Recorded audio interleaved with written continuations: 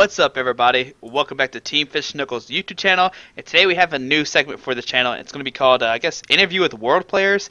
And we're going to interview different people from different countries and try to introduce you to them before we actually head to Worlds. And you want to introduce who you are and where you're from exactly from Australia. Hi, I'm James Goring. I'm from South Australia. Pretty keen to go back to Worlds this year and hang out, see everyone.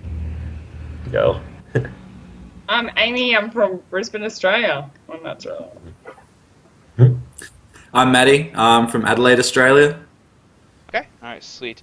So I guess the very first question is, what got you into Pokemon? What got me into Pokemon was I don't know, I was playing VGC a bit, and I kind of played cards when I was when base set came out, like everyone does as a kid.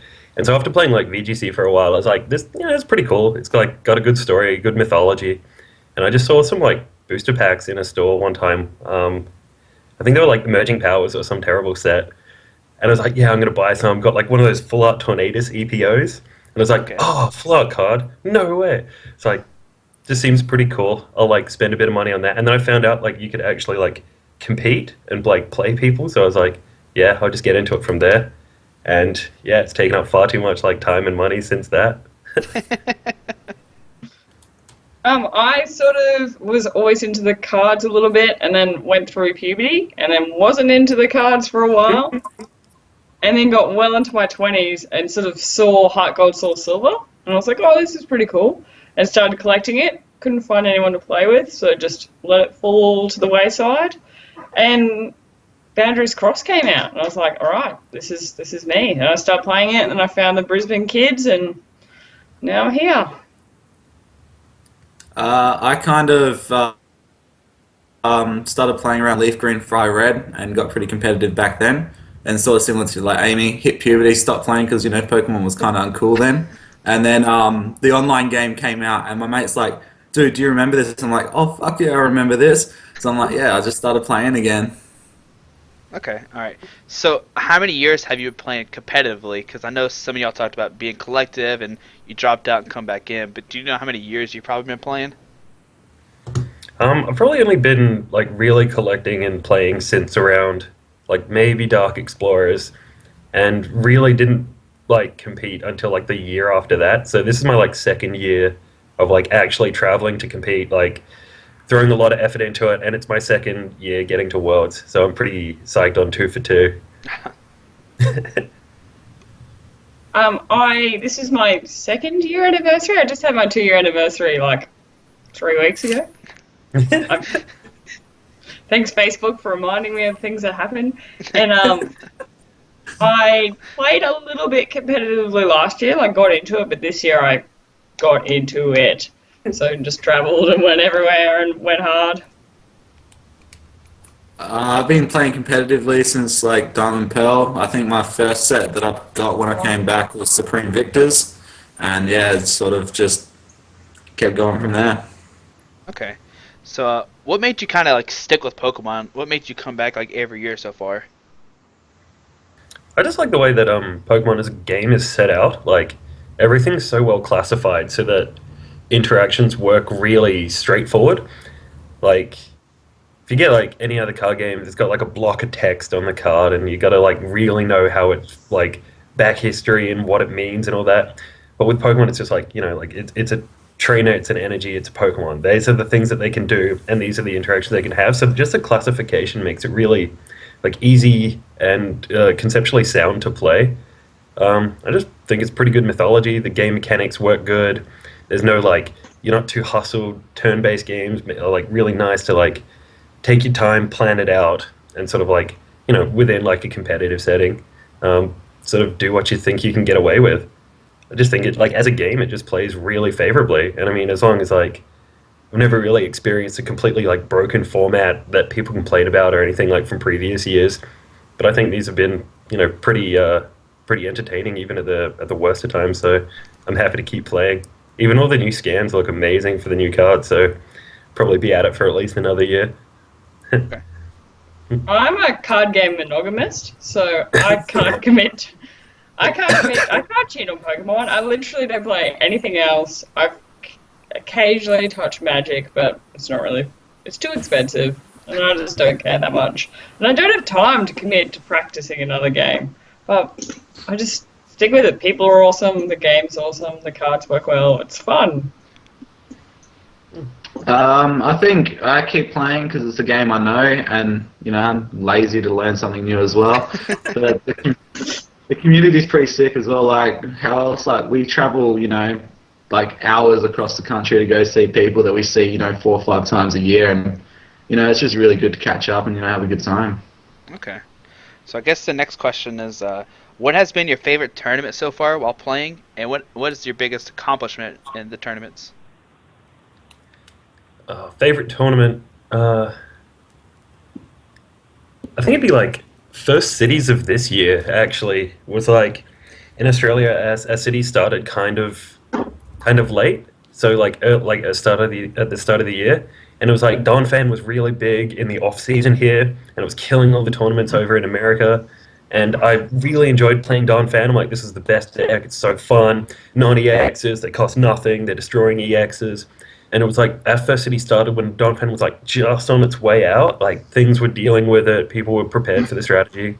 And it was like, it's probably not the safest play, but screw it, I'm going to play Donphan because this is like the first competitive time. And I managed to win like Adelaide cities, which was like Australia's first cities in my hometown, with Donphan. And so I was like, yeah, that was so satisfying. These like Haluchas taking out like Verizians like it's no one's problem. It was just so satisfying just being like non-EX deck versus EX deck was like one of the first ones I played. So that was pretty good. And biggest achievement is probably like I won a regionals this year. I went to Worlds last year. Didn't do too well at Nats this year, scrubbed out at like 20th or something. So probably like 2 cities wins in a regionals would probably be like biggest achievement. Okay. If I were going to Worlds again, we'll see how we go. True. Favorite tournament would probably be Nationals last year because it was just out of control. Yeah. It was a good day. It was a good day. I had fun. Okay. But so that was from my favorite tournament. My highlight of the year would probably be Perth. I guess winning that regionals would be a highlight, but probably going to Worlds is now going to be my highlight. Yeah. True. My favourite tournament was actually last season in Melbourne Regionals. James and I went out the night before. We got up at like 5 o'clock in the morning. And we're just like, yeah, we're not so ready to play, 8-9 hours of Pokemon. We both ended up cutting. It was a great time. Yeah. My best finish, though, was this year in Sydney Regionals, where I came first. And, yeah, that was pretty fun. Oh, yeah. Beating eggs. All right. So what is your top 3 favorite decks of all time? Oh, number 1 is definitely Blastoise. Blastoise Keldeo was like my favorite deck. I played it for far too long. Just everything about that was cool. Just Black Ballista, kill everything. I got like 125, 140 points or something off that when we only needed like 300 for an invite last year. Mm-hmm. So I was pretty happy with that. I also really enjoyed Dark Garb. So like the Hovertoxin sort of build that Dustin Zimmerman played like 2 years ago. Just like Garb. Even when Yveltal came out, still played Garb. Just junk hunting lasers and hammers, man. Just like laser catcher junk hunt, just grabbing the guns. It's too satisfying to pass up. Other than that, third favorite would be like that. No, actually, no. It's got to be Toad. It's like Toad. Toad Slurpuff that I played for like Adelaide Regionalist. Racial Slurpuff. Slurpuff. You just need a card, and then you just say tasting until you get it, and then you use it, and it was beautiful. So I'd have TDK, Toad, just Toad, every Toad variant, but Toad, it'd be like Toad Garb, Toad Shade, and then probably Toad Puff.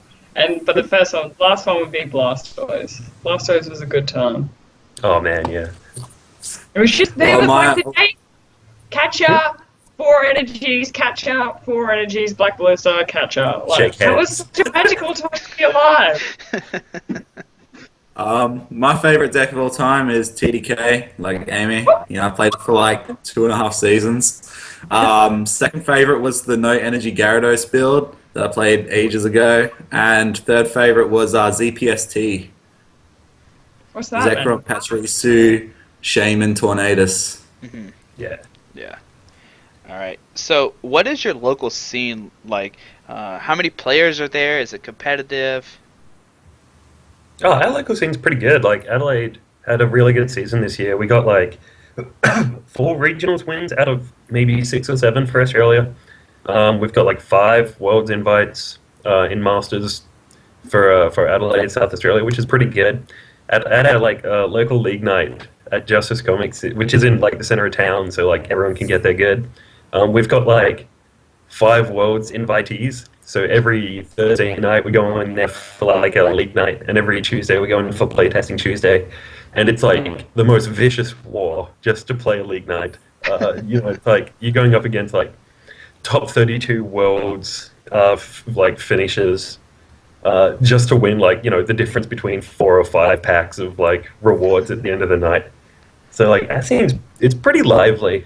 We get between like say 8 to 15 or 8 to 20 sort of at the bigger sort of league nights. But there's like just a core group of us who are pretty, there like every single time. We like, love it, playtest a lot, think about it a lot, lots of Facebook groups and messages, like wasting time, casually getting paired up against like other players on PDCGO at like 4 in the morning on a weekday and just being like, yeah, so this is my life now, this is what we do. Not embarrassing. I think that's happened to everyone when you're online, and then all of a sudden you look up and you're like, oh shit, I'm playing with my mate that lives 3 streets away, and I'm like, oh. And I'm like, I think I got played up against Russell Anderson one day, and I rang him. I'm like, are you seriously playing against me? He's like, fuck, I am. I'm like, yep, win now. So Brisbane is my region, and it's awesome. We have 6 masters who got invites. So We got Jordan, so we automatically. Yeah, look. higher placings, going for caliber. Look, we're all about numbers, all right? It's quantity, not quality here. Yeah. I'm sure the Brisbane boys would not like me to tell them that they're not quality, but it's sort of they're lovely. It's pretty intense at the moment, but we have like 4 or 5 leagues. We've got we've got 2 on Saturdays, 1 on Thursday, like 2 on Sundays. So we run a ton of leagues. And there's a fair bit, like, some have tons of juniors, just tons of juniors. But, like, the Thursday night one is just all these kids that are going to, like, just like James, all these masters that are just getting really into it and fully intense. All their decks are crazy. I feel bad for all the newbies. Well, I live in the same state as James and play at the same tournaments as James, so you stole my thunder, you're an asshole. Yeah. Well, do you have anything to add on to us or no? Not really. James likes to talk and he gets everything in. Oh yeah, businessman. All right. So I guess the next question is, how far do you have to travel for regional and national tournaments?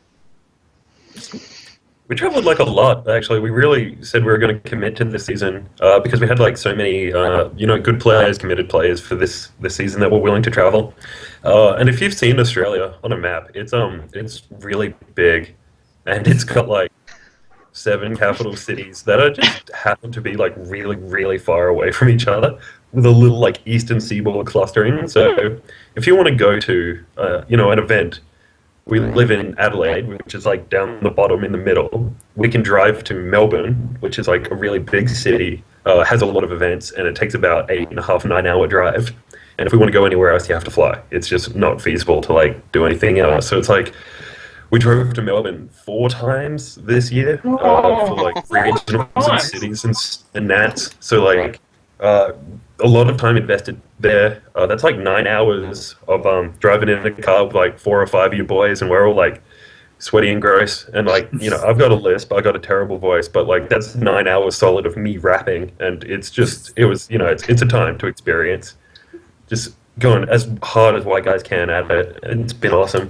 but we traveled like so much. Like, I think I missed like two cities and one regionals. I think, um, which was like probably like the most solid hustle I've tried for this year. Yeah, I'd say it was worth it though. I travelled a fair bit, but I had no intention of travelling a fair bit. And then I'd get drunk and just book flights and go, fuck it, let's go. Yeah. And then I think one time I like rage quit my job and just said, well, I've got the weekend off, I'll go to Sydney, and then jumped on a plane and off I went. Yeah, So it was great. just like I'd be like, yeah, I'm not going, and then I'd just turn up the day off. Like, oh, I'm here. Can I stay with someone? I did a fair bit of travelling. I just flew everywhere. A few of the Brisbane boys drove from Brisbane to Sydney, which is like 12 hours.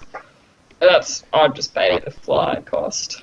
I think flying across the country for Perth was pretty much the best flight ever, and then missing my flight home, and then having to fly via Melbourne and then back up. So I did a bit of a tour. So that was alright. I sort of went like James. I went to like every single tournament, even though I said at the start of the year, no, I'm going to sit down, like focus on life and not play Pokemon as much. But Nope. that never happens. I even drove to Melbourne, which was a 9-hour drive, to catch a plane to go to Tasmania, then catch a plane back and drive the next day, which was really ridiculous as well. So I think all up I spent around $5,000 on flights and accommodation just before Worlds this year. So Australia is not a fun place to try and get your invite in. That's uphill. Okay. So the next question is, have you ever participated in Worlds before? And if you have, what has been your best record? Yeah, I was lucky enough to go last year, and it was amazing. If anyone gets the opportunity to go to Worlds, even to compete or not to compete, definitely go. It's just that many like-minded people in the one place is just amazing. I think I went like 432 or something last year, and ended up like 86th, which is, it's nothing amazing, but I was pretty psyched for like my first full year of competitive play of traveling. I didn't even know not 100% sure on how tournaments worked or like what records were good to like get into cut and stuff, and I still played enough to get an invite, so I was pretty psyched on that. I got to meet like a bunch of Pokemon celebrities and playing against some super nice people, so it was like Worlds was a crazy experience, just buying all the cards, having a good time, seeing America. It was so okay place. No. So I've never been to Worlds. This will be my first year, so I've never placed. The end. Okay. Fair enough. This is the first year that I've had my invite and travelled over. Last year I went for the LCQ and scrubbed out in the second round. But I've had my invite in the past, but I was a kid and my parents wouldn't pay for me to fly over. Okay. All right. So, what are some of the biggest decks you'll see at Worlds? Yeah, that's like the $1,000,000 question. Hey, Yeah, tell us, James. well, clearly, I think Metal Ray is sitting really good. The Solid Snake sort of build just has the energy conservation and the damage output that is just ridiculous. It's coming off the back of that like big Canadian Nationals win with Chase Maloney just playing straight metal. So like metal is really well positioned. I think just the energy recycling of Bronzong and Aegislash is pretty much like the best positioned card right now.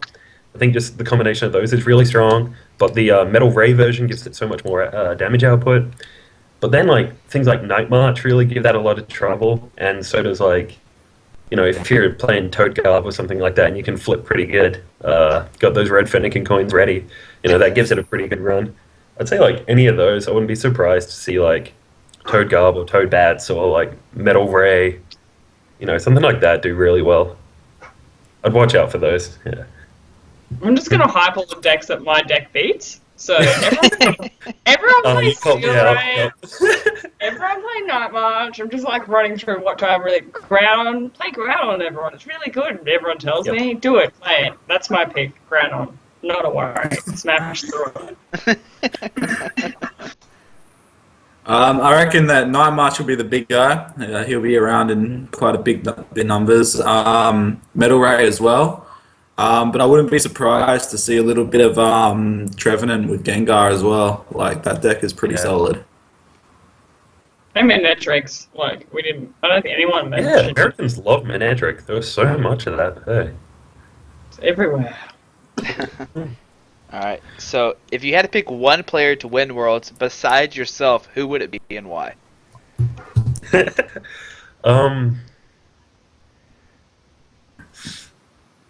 Yeah, Chase Maloney's been sitting really good this year. He's been pretty much killing it, but I'd have to pick Dustin Zimmerman. Big fan of his, love the way he plays. It's like, the Hobbycats always do really well. They always come with some crazy rogue, or some, then again, he did play really consistent medalist. So I'd really love to see, your boy DZ take it out. I secretly really just want an Australian to win. It'd be I'm just gonna pick all the Australian boys. Probably, if it was like Bodie or Simi, like all the Australian guys, I'd be super okay.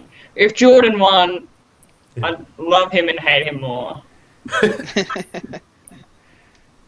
Yeah, my boy Jordan Palmer. He's a good dude. Yep. He deserves it. Top Yeah. 32 last 2 years in a row at Worlds, and he's like a Australian Nationals second and twice second place and once third Oh, place, fourth. I think, or fourth or something. Yeah. But yeah, Jordan Palmer's been pretty good. Okay. Always a bridesmaid. Alright, so how many championship points did you finish with the season, and what was the deck that gave you the most points? I finished with like 480, something like that, I think. Australia had some fun with like some of the championship points didn't go through, so like I was lucky enough to still get my invite because you only need 200 in Australia. But I think I finished up on like around 480 or 460 or something like that. I got like so many 9th, 10th, 11th places this season. It was ridiculous. What gave me most of my points would have been Toad. Like I won Adelaide Regionals with the Racial Slurpuff, and then won Werribee Cities with like Toad Garb with Charizards because I was scared of Verizian. So like that's 200 points. That's an invite off Seismitoad alone. And I played for Nats as well, but I also just sucked at Nats. So like, but I also like played a bunch of Donphan and got some points off Donphan, and then scrubbed out horribly with Execute and trying to play Executor Lock for a couple regionals. I didn't do too well with that, but it was super fun. Didn't make a lot of friends though. I think I got like 240-ish. Same thing sort of happened. A few of our LCs just didn't count, so that was a bit. Toad all season. I literally just play Toad all season, and it ruined me once Trump Card went because now I don't know what to play. But Yeah, I just played. I just didn't test anything else. I just committed. I overcommitted to Toad. So yeah, I just literally played Toad all season. It was magical. I ended up on 395. Most of that points came from Dark Toad, so the Yveltal Darkrai Toad. But I also played like Lambats during the season, Virgin, and even like Wobbuffet Bats at Nationals. So I got it all over the place. Okay. Now, do you think Pokemon can make anything to actually improve the game within the next year? Some of the major improvements that I'd really enjoy to see is a little more of the focus on supporting the structure of competitive events. Like a lot of the events that I've seen, people are running them because they're like obliged to, or because they work for a store which has been allocated a tournament, but are not 100% on how to run it or how to follow up on problems or anything that arise there. Like sometimes you'll go to a store and it's predominantly like a Magic store, like like they play, Magic, or it's like a Vanguard store or whatever. They play another game, so they're a card store. They've got the contracts to distribute, but they don't quite know the Pokemon support. And it'd be nice to see a little bit more structure sort of trickle down from the people who do know how to organize it to people who are like trying to run it, because a good competitive, well-organized tournament encourages people to attend and makes people want to go, and makes people willing to pay to travel the time and the money and the investment that it takes to go somewhere else in the knowledge that it's going to be run well. It could just be Australia, probably not, because we got like a bunch of good judges here and everything. So yeah, I think like a focus on the sort of constructive tournament side of things that and probably trying to solve the best of 3 50 minutes sort of issue would be nice. Maybe a bit more time, or maybe some rules in there that stop, so many draws. This first year of draws, and it's not been great. Sure. Mine's probably a bit. It is Australia related. Our season's only a few months long. It's like half the year, so it's it's good and it's bad. It's good that you get a break, but it's bad in the sense that once National Worlds is over or Nationals is over for the country, there's nothing else until usually December or January. So you just don't really play. If you do play, it's casual. You sort of just there's no real drive to keep going. So you always sort of see this big drop in players that just can't make it through the off season to come back. So it'd be good to see it more throughout the year. But other than that, I'm pretty happy with it. I reckon I'd like to see a little bit more incentive on local leagues and like local tournaments. A bit more play Pokemon support. Because you get a lot of people these days, they just don't show up to league. They just test on their own because, they don't want to come in for a promo card and 2 packs. I mean, I still love that. But, if they put a little bit more incentive, maybe like little bits of CP here and there, like 2 to 3 points or something like that, you might get people coming in. Mm-hmm. Okay. All right. So, do you want to give any shout outs to anybody? Oh, for sure. Pretty proud of like all the South Australian, all our Adelaide team players, all the hours we put in like over at our house playtesting and drinking beers until like 3 in the morning. Definitely put in the effort. Australia's had like a record high number of Worlds qualified players for us this year, which has been good. So yeah, well done all the Australian players. Looking forward to seeing everyone over in America at Worlds. For all those who are traveling, if you see us, feel free to come say hi. We're like nice guys and want to find out where all the good bars are. So, yeah, I appreciate it. And thanks for having us on, Squeaky. This was cool. Yeah, it's no problem. Probably all my Brisbane boys. So like Team Rocket HQ, which is like me, Bodhi, Simi. Yeah, it's awesome. Simi, Blake, Anthony, the nicest guy in the world, and Aaron. So they pretty much like carried me through the season. And a guy from Sydney called Matt, who I randomly message, and he just sends me Ripper deck lists, and it's the best thing in the world. I guess my boy Aaron Vanderkolk, no one mentions him, but he's the senior champion of Australia. And my sidekick going through America scot-free. It's going to be good. Alrighty, guys. Well, thank y'all so much for doing this, and hopefully y'all enjoyed this, and hopefully everybody watching can learn something new about Australia and see some of the competitive scene down there. But thank y'all once again for doing this, and hopefully you enjoyed the video. And alright, see everybody later. Thanks, Bye. guys. Cheers.